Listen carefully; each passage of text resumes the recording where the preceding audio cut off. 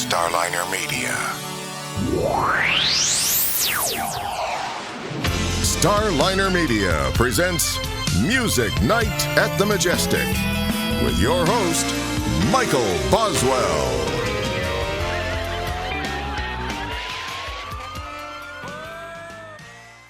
All right, it's time once again for Music Night at the Majestic, and with us tonight, singer-songwriter Skip Ewing. Skip, welcome to the show. Thank you, Michael. It's great to be here. Well, I hope you feel that way once all said and done. I think that's going to be mostly up to you then. Thanks for putting the pressure on me, Skip. I appreciate it. Oh, Michael, don't beat me up too bad. I'll tell you what, I've had appreciation for your music for a very long time, so I'm glad we're finally getting a chance to talk here.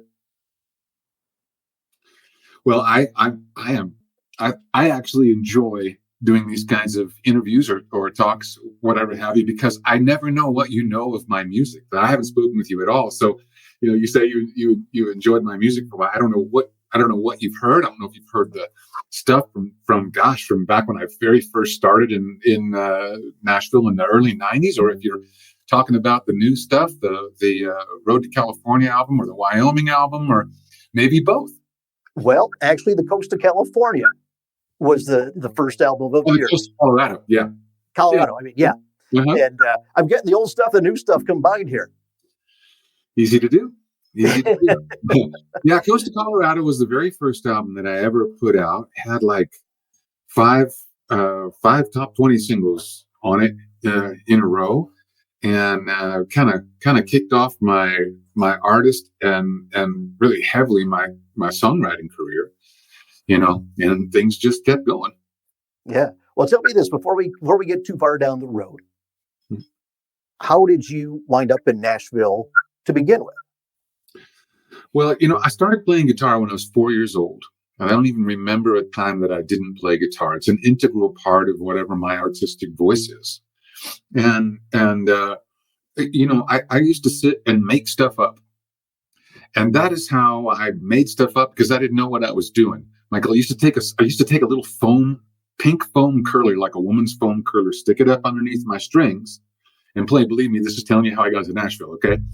And it used to mute all those strings so I could play at night without getting caught, And so I would play and play. I didn't know what I was doing. And then I started making stuff up. Well, this led to me, wanting to learn as much as I could about musical instruments and singing. And I did everything. And some people from a place that used to be in Nashville, it's not anymore, called Opryland, saw me playing bass in a ensemble show in Virginia. And this is while I was still in high school. And they came, they saw it, and it just so happened that a few days before, I think, the director of the show said, "We have to add something. Can anyone in the band sing?" I said, "I can." It's like, okay. So then they heard me sing, because they only hired me as a bass player, which is crazy because I'd never played bass till I went to that show, right? Well, anyway, so the people from Nashville saw me there, and then by the time I got back, I forget what the time frame was, but basically, they asked me to audition. I went and auditioned for them, and they offered me a job. And I hopped in a car with someone I didn't know. I had my banjo, my guitar, and very few items of clothing, a couple pairs of jeans, a few shirts. That's it. That's all I had, And I went to Nashville and I never looked back. I just, I followed the music too. Like a lot of people wonder, gosh, you've written all of these hits and, for country artists. And I have written with a really wide variety of artists. And I feel fortunate, and it just kind of happened. I just followed wherever the opportunities led. Well, that's the thing in life. It's one of the things I try to impart on my son, is the fact that there's opportunities everywhere. It's whether you're aware of them and take advantage of them when they present themselves. Yeah, and then it takes the choices to make wise decisions, which I didn't always do. Put put my trust in people in the music business I shouldn't have, because they were successful or what have you. And then put my trust in some people I was really very glad I put my trust in. And I see, I don't know if you know about kind of what happened, even because this is a good place to go to this. It's like, again, I'm not really sure what all you know about what's been happening. But so, after I did move to Nashville and I had quite a few hits, many of those hits were the songs that I took my record label after the coast of Colorado and said, these are the songs I would like to cut. I was told they were horrible. I was going to have to give them things that were going to get played on country radio because I'd only had, top 10 hits. We didn't have a number one or anything like that. And they started asking me to give them material that really wasn't what I wanted. It sort of hamstrung me. And in the meantime, my publishing company, one of the individuals, Troy Tomlinson, he's now head of UMG, but he worked with me for years. And I'm so glad I put my faith in him, because I went back with my tail between my legs and I said, man, I just played them this song. And we'd been out on the road. I think we wrote it between here and Arizona on the bus, touring with the Judds at the time, something like that. And I played that for them. And he said, that's phenomenal. I said, they hate it. I mean, like telling me it's crap, He said, well, we don't think so. And so a guy named Colin Ray, his very first record he ever put out, and it was called Love Me. Well, after he put it out, it was it sold his album platinum. It was number one for multiple weeks, I think. It certainly was nominated for Song of the Year. It's been played millions and millions of times on the radio and hundreds of millions of streams. And there are a number of songs like that I've been that I was a part of. Well, that is what pressed me into songwriting, and songwriting and playing guitar and singing, Michael. They're all like one thing to me. It's not that I can't sing a song that I wrote or sing someone else's song without playing, but they are the roots. They're the well of my artistic ability to share who I am, and what I believe, and to endeavor to make a unique connection with an audience. As a songwriter, it's wonderful. I mean, hundreds of millions of people literally have heard songs that I've written. I can't go to haven't gone to another country yet where somebody didn't know music I'd written. I still can't wrap my small brain around that. You know what I mean? It's like, golly. Well, it got to a point though where a lot of the music that was being made is it wasn't what I could put my spirit into in the same way. I could write some things, and every now and then it would get cut, and there was a couple big songs when that happened. But to be a writer in Nashville, you got to regularly be getting, it's really to make a living. It is really hard to do it as a writer. Very few people do it, and now I think it's maybe even harder than it was. But in the meantime, I'd fallen in love with horses. Did you know anything about this? You might have. Yeah. Okay. All right. So, and when I say fallen in love with horses, I first was coming to Wyoming. I brought my daughter here so she could ride in an environment that wasn't just in a circle and see some country that was unique. The minute I flew into Jackson Hole, I went, man, this feels amazing to me. And then when we drove over the pass into Du Bois, I felt like I was coming home somewhere I'd never been, and I don't feel that very often, but I listened to it. Started coming back every year, and every year I would ride, sometimes multiple horses. And at first I was just sitting on the back of a horse enjoying the country. And I did not realize the gifts or opportunities that were there for me from which I could learn deeply. And I used to go down to the corral and watch these horses. And I began recognizing that the more I spent with them, the more I saw more and more subtle activity with what they were about with one another. And that began causing me to really think about what I was missing. And I started saying, wow, there's something really deep here. And it's similar to the kind of connection that I make with music. Even when I'm working, especially when I have Horsepower 307, that's the band we put together, incredible musicians. I like to say that I always remember we're all breathing the same air. And literally, when I'm working with an audience, I will listen to them. I will listen to how much, motion is going on, feel the energy and the exchange, and change the show just for that. So we're doing what we need to do for that right now. And so I ended up, so that I could learn more from horses. And really what I ended up learning about Michael was myself. I mean, I can't even tell you how many times as I was working with a horse, I went, well, that's my fault. We did that, and we didn't do that well because of me. I need to be, more skillful. You told me in your way, and I didn't see it, and I'm going to work on that. I'm going to work on, and over and over and over, I did this. So I sold everything in Nashville. I sold everything I had: my house, my furniture. The only thing I kept was my guitars, some studio equipment, art, whatever, that kind of thing. Put it in a storage unit, and it's still there in that storage unit in Nashville. And I left and I traveled all over the United States. I worked on all kinds of different ranches, and I studied with different horsemanship clinicians. And then I began. Then I started touring with a horsemanship clinician. Then I began helping to work with relationships, because I found that I was very skillful at that.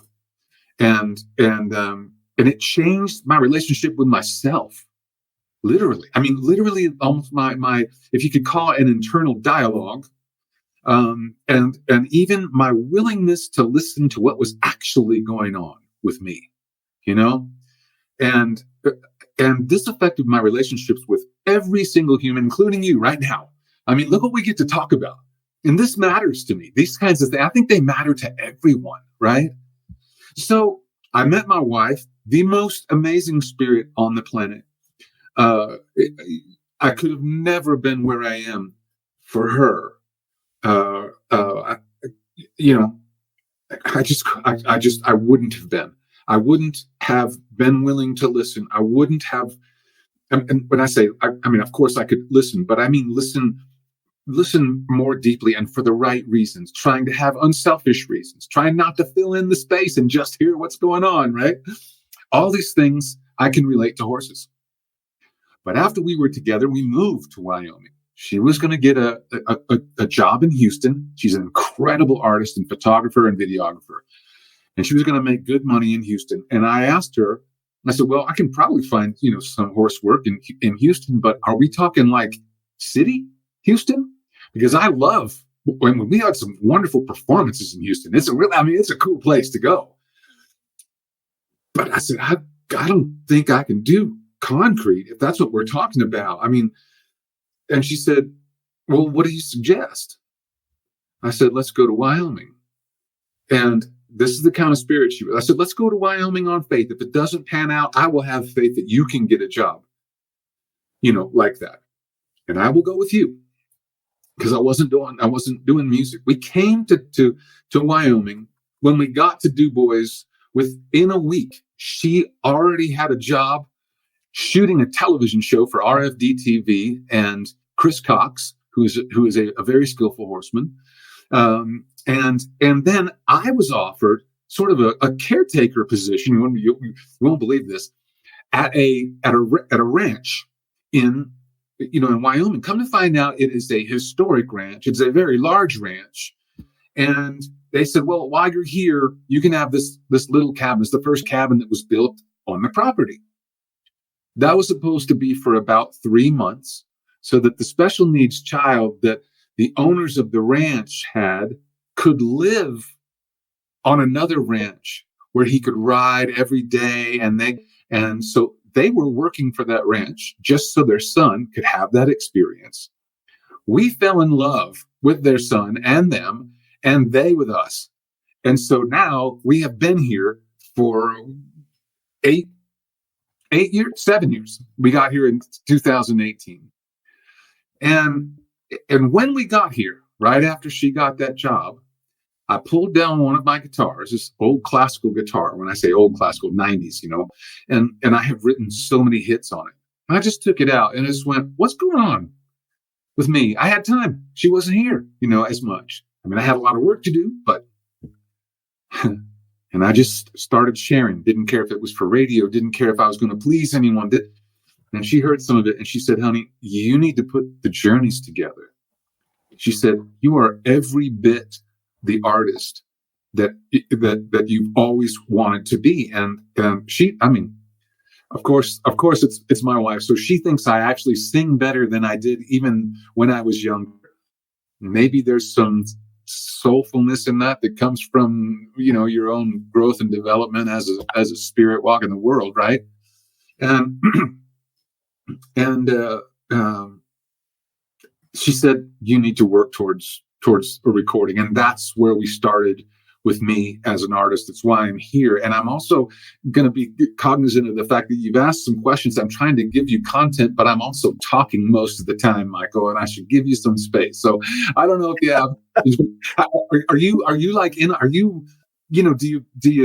you spent any time around horses or have something similar in your own, in your own sort of growth and development, if that's a maturity, maybe we can say in your own, as you're maturing in your life? I've only had limited exposure to horses. Dogs, however, would be my horses. I would say in a much smaller way. However, I believe that there's something innate, in animals that they don't have all the superfluous things that humans preoccupy themselves with. So there's that raw being, if you will, unfiltered being that they have that sense of good and bad. No different. They say that dogs are a good judge of character. Horse people have told me horses are the same way. But I think there's that innate instinct that people can learn from that. And how they conduct themselves. And I agree. I think that, especially if you have an animal young, like a dog, because dogs are huge for us. We can talk about even the new music has dogs in it. We have a whole thing going on right now with dogs. And they are a visceral part of our life. They're everywhere. I jokingly say in my house, which you can even see the dog bed on the couch. There's not a place. Dog hair is a condiment, and a fashion statement, right? It's everywhere. I'm making that statement right now. But we love our dogs. We love what they bring to our life, and horses. This gives me an opportunity. What you said, it's really interesting. The reason horses are excuse the pun, a different animal when it comes to learning, is that dogs. Most of the kinds of animals we spend time with, dogs and cats, they're predators. So they have binocular vision. They move forward into everything for the most part. We're similar to that. Horses don't have binocular vision. They have monocular vision on each side of their body. So this eye doesn't see everything this eye sees. And in fact, the right eye is never going to see the left side of the horse, nor the left side, the right side. So for many things, it's necessary to teach both sides of the horse. So, let's say I want to be able to get up on my horse on both sides, and I'm with a horse who's only had somebody get on the left side, which is common. And I want to teach that horse he's gonna, depending on the horse, I'm gonna have to, to show him, hey, this is all right. This is a new part of our arrangement, but I'm literally gonna have to help teach that right side. Horses feel pressure differently. They have four legs, and they have a fight or flight, but they move much differently than dogs because of that.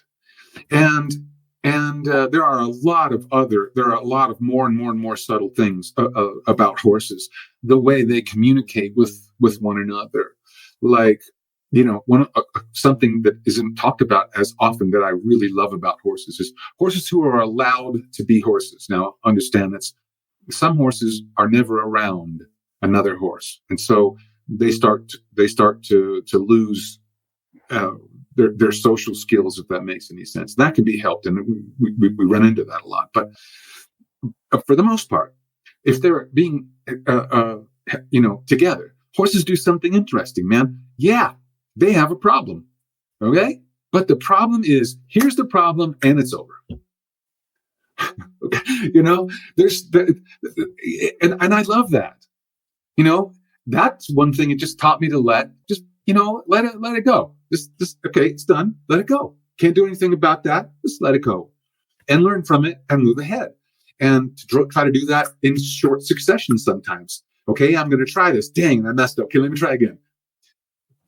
And so I have a way, for instance, that I really believe in with communication. Let's say I do something unskillfully. I'm in a conversation. I say something that I didn't think through well, or I say something and I didn't even realize what I was saying or my emotions have gotten in my way and I'm not processing like I would most like to do. And I realize it when I've said it. Right then, could hurt someone's feelings, whatever. I think it's a wonderful thing to go, hold on a second. I really just messed that up. I was so unskillful right now. And when I say unskillful, that means I'm not a terrible person. I just did something unskillfully. I am so sorry. Let me try that again. You'll be surprised how many times someone will allow that. And then you'll both let it go. You only have so much time for that. You can't wait, 5 minutes and then go, I'm thinking back now. It's got to be right then. Okay. It's got to be right then. And it's got to be true. It's got to be authentic. But that the effort to understand horses also brings in compassion. It does with dogs too, at least for me. I'm going to look at Shotgun, our big Pyrenees, Aussie cross, right? He is so different than our other dog, Holly. It's not even funny. He needs more space. He doesn't want you to mess with him until he really wants you to rub on him. Then he's all over you, and then when he's done, he's done. Holly, on the other hand, will just crawl up on you all the time if you let her, and she just wants you to rub her all the time. Well, if you are a dog person, you have those distinctions between their personalities.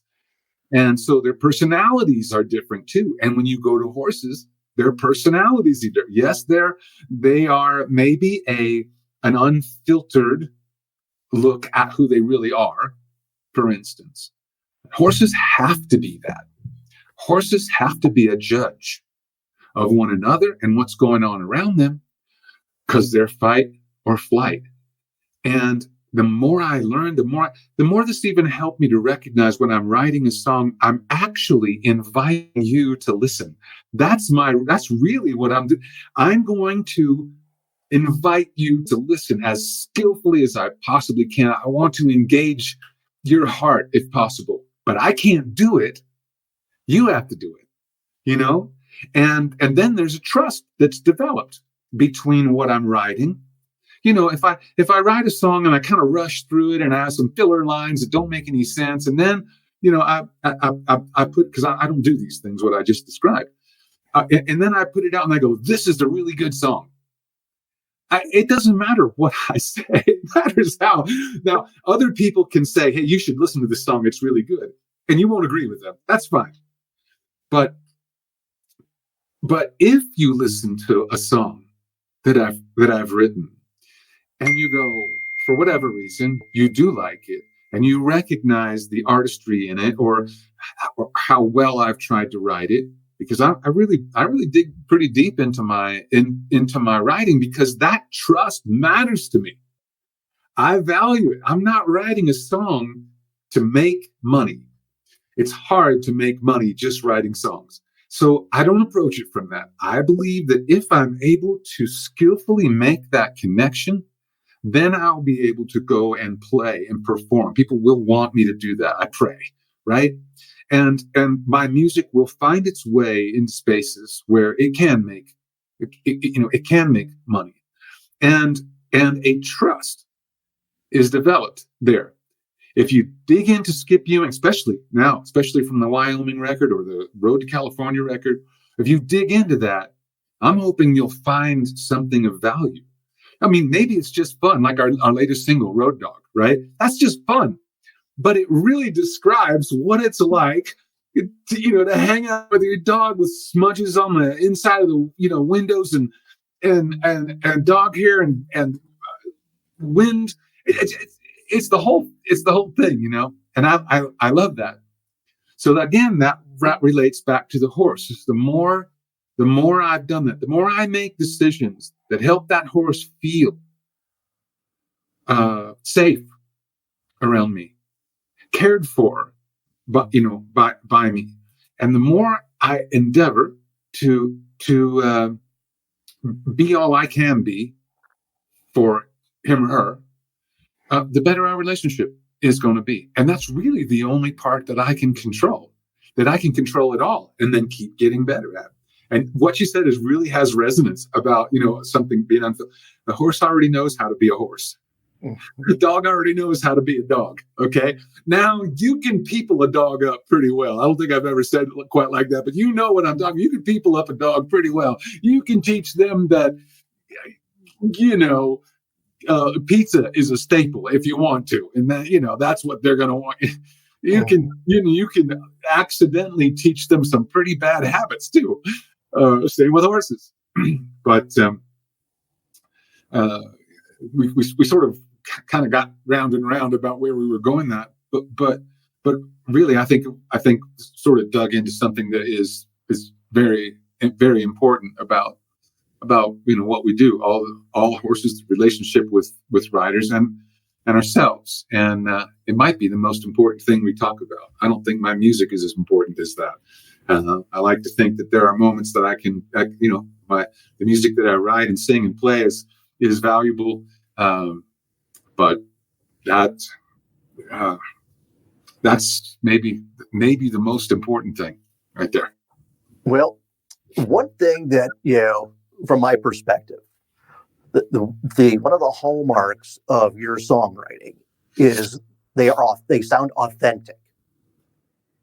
You're not somebody who has written a song where you're just looking to get radio airplay.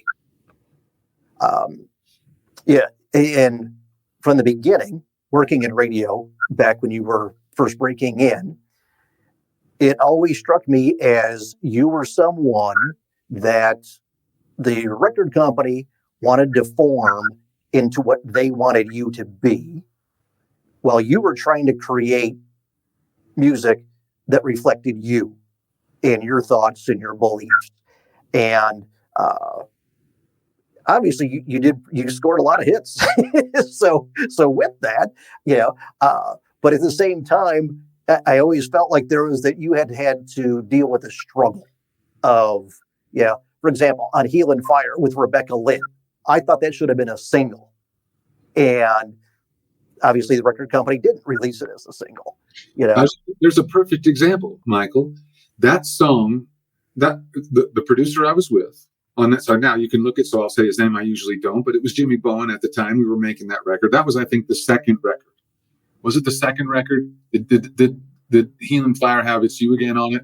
Because that was the first single. It did very well. The Will to Love was the second one. Heel and Fire was the third one. Okay, well then I still think that was Bowen and we were on Universal. Scruggs. That was Randy Scruggs? No. Mm-hmm. Yeah, Rebecca Lynn was on Heel and Fire with Okay. Randy. Did Okay, that. well then it was Randy. So, and Randy's a wonderful producer, but even Randy at the time didn't think that was a hit. And we basically, I said, I know, can we please cut it? And we rushed cutting it because we were at the end. You know, I didn't feel like it got what it needed, and also Randy wasn't the only voice considering these songs.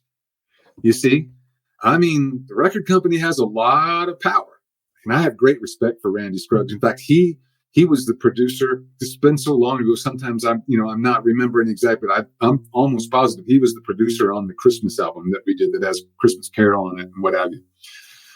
And but I believed in that song, but we spent no time on it, And if I'm just honest, that it was rushed. It was just rushed, and I can hear it. I can hear it when I listen to the record. And then Billy Walker Jr., who I think actually is one of the acoustic players on that record. Billy Walker Jr. ended up being Brian White's producer, and Billy Walker cut, Rebecca Lynn. It was the #1 song. But it happened so many times, and most of the time I never got to record these songs that were ultimately hits. It's just not what they wanted from me. And what I found myself doing, Michael, is trying to please the powers that were so that I could keep, working towards getting to make the music that I wanted. I wanted to make. And it was one of the most frustrating, disappointing, tumultuous times because I lived in that. And that's why I'm so happy to get to do what I'm doing now. And I'm also finding that I'm ending up talking to people like this, for instance, the kinds of interviews that we're doing, the kinds of people that I work with you've met some of the people that I choose to work with. You know what? For the most part, they're really delightful people. If I don't feel good energy, I'm going to make a decision to not about money. I'm at a space where the music that we make and what we're offering, it needs to have the right energies behind it. And this is another interesting way we can relate horses, my journey this way, because we're talking about, I don't know, at least 8 years that I did that I was working horses for the most part. On a lot of horsemanship journeys, that is not very long, but to do it pretty much full time, I learned a lot. I certainly didn't learn everything. And there are a lot of people that I look up to.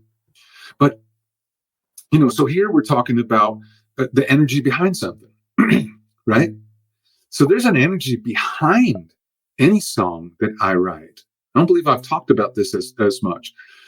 And that I would call my approach to songwriting. If you said, what is your approach to horsemanship? For instance, my approach with a horse starts long before I'm with the horse. Long before I'm with the horse. Because anything that I tell myself is going on in my head, but isn't actually going on, the horse is going to know. There's not a single horse I've ever worked with that cared about Kenny Chesney. They didn't care what my name was, and they didn't care what hits I'd written.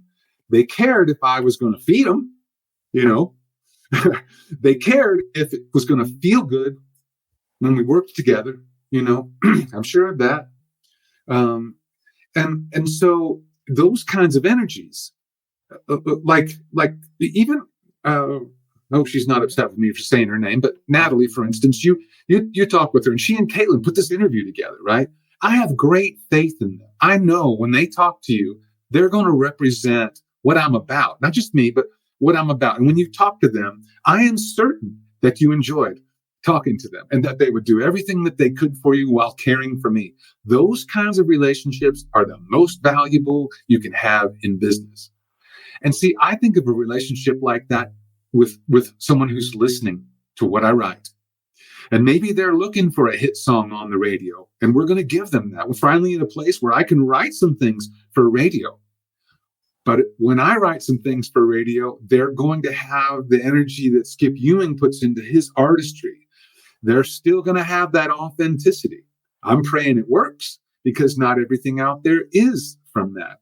A lot of things out there are really about money, and record companies, etc. They're all about money.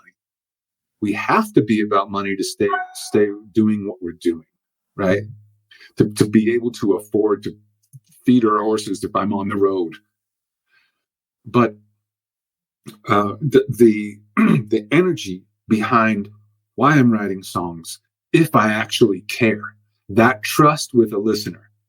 And then not only that, if another artist sings that song, is it put together for is what I actually said in there something that is true to human existence? Like, are we the same? Where are we the same? I think that is so powerful. If I can write a song that expresses a story or a situation, I believe it will have power if it's really a human experience, because sometimes you can hear something in a song and you just go, that's just not quite right. And I'm not talking about that you want to change the line of the song, but somebody says something in a song, sings something in a song, and is expecting you to believe it. And you go, but I don't believe that. I don't think that would have happened. And then they've lost your trust. And those are the things that, Well, that gets back to what I was saying before, Skip, about sounds authentic.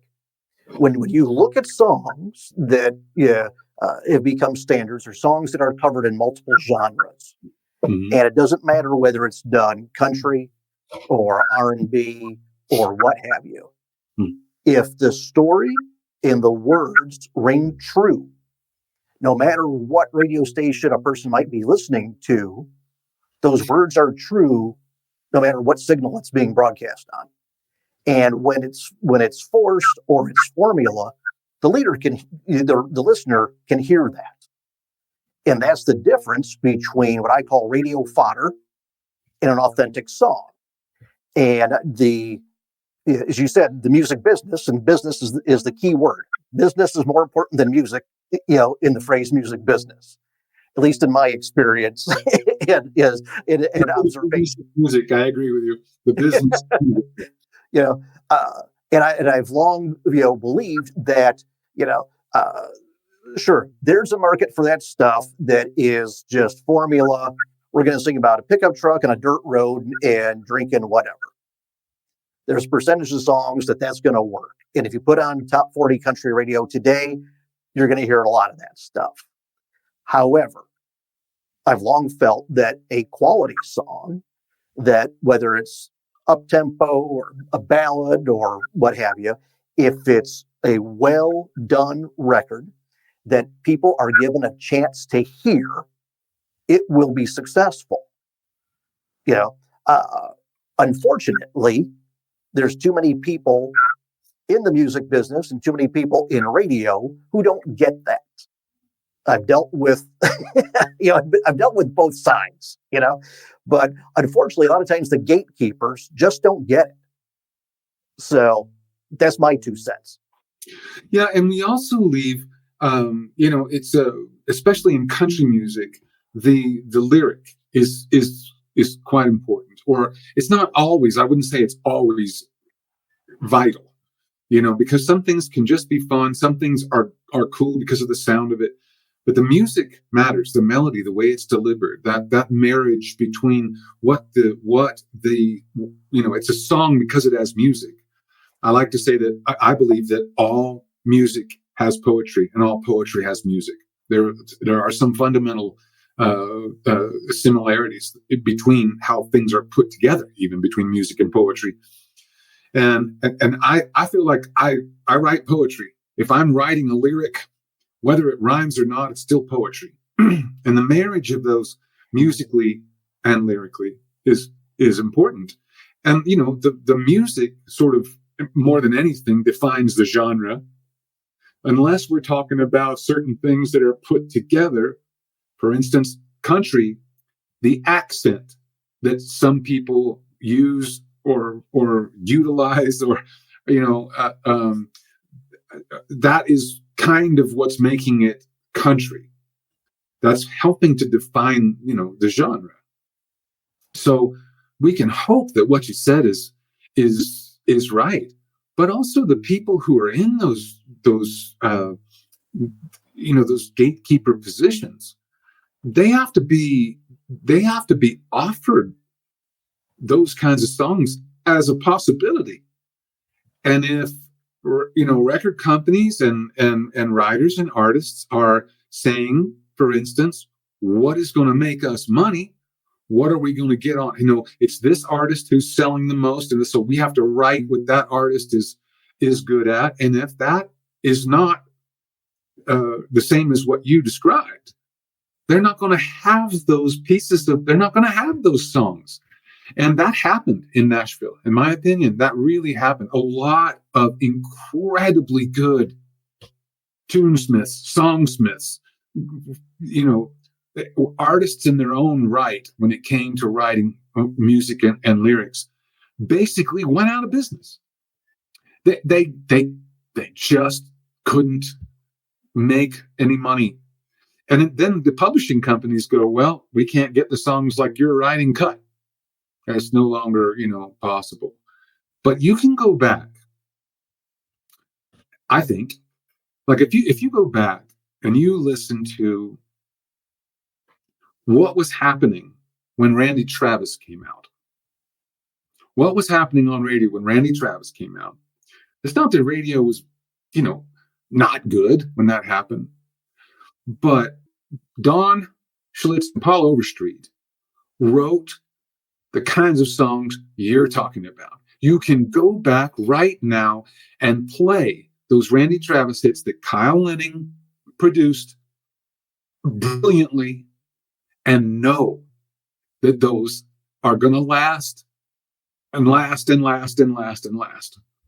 On the other hand, it's hard to write a country song better than that. But you can also go and then look at Garth Brooks. Now, at the time, everybody thought Garth Brooks was kind of pop. He wasn't country. That got thrown around a lot. I'm not talking about his Chris stuff. Don't get me wrong. But man, If Tomorrow Never Comes, still going to hold up if you go and listen to that. And I think that was, I think Garth was part of writing that. Yeah, he co-wrote that with Kent Blasey. Yeah, Kent. I knew Kent and I are quite close. But I didn't remember if Garth was actually the writer on that. I think he wrote a good deal of what they did. And there are a number of Garth Brooks. He had solidly written songs that were doing what he wanted them to do. And, I think at that time, I don't know where Garth's mind and heart are right now. I haven't really talked to him or seen him, but I think at that time he was very conscious of his listener and what they wanted and needed, and he wanted to give them that. And then I'll just step out and go another place. There was a time in pop music, and it's, for instance, and I think almost everyone remembers this. Don Was cut a record on Bonnie Raitt. Now, Don Was a whole bunch of pop records, and he cut I think multiple albums, but he cut that first record with Bonnie Raitt, and I Can't Make You Love Me is exactly the same thing. That could have been a hit on country radio as easily as it was a hit for Bonnie. And I mean, that song, that is one of my favorite songs of all time. And you can't, I don't know anyone on the planet who hasn't felt that. And so, I think it's those kinds of spaces that I know I aspire to with my own flair, with my own ability to tell a story or say it in a way that say it in a new way or a unique way, or even sometimes say something that hasn't been said. That's very difficult. That you can't find it. It's very difficult to find those because we're still human existence is human existence. And every now and then there's a way to say it that hasn't quite been said that way, that somebody appreciates. I love that that you feel that way, about music, because I do.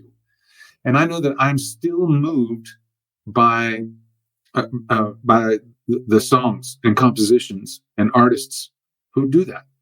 And I am not as moved by other artists, but I am looking for something in the music. I'm looking for something in the lyric. I'm not a guy who goes out to bars and parties. I go out to bar and play. I'm not really a party guy, so I'm not experiencing music for that reason. But I don't think they have to be mutually exclusive. You know what I mean?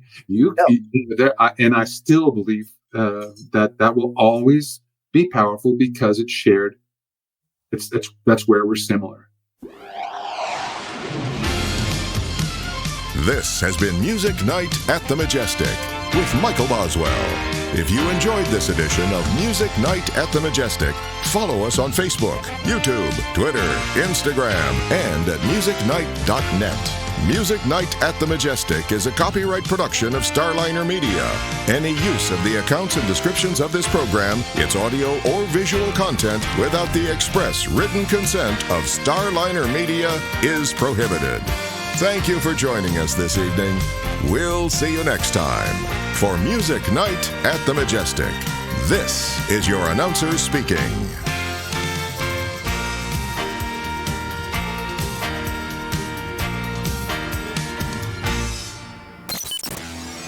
Starliner Media.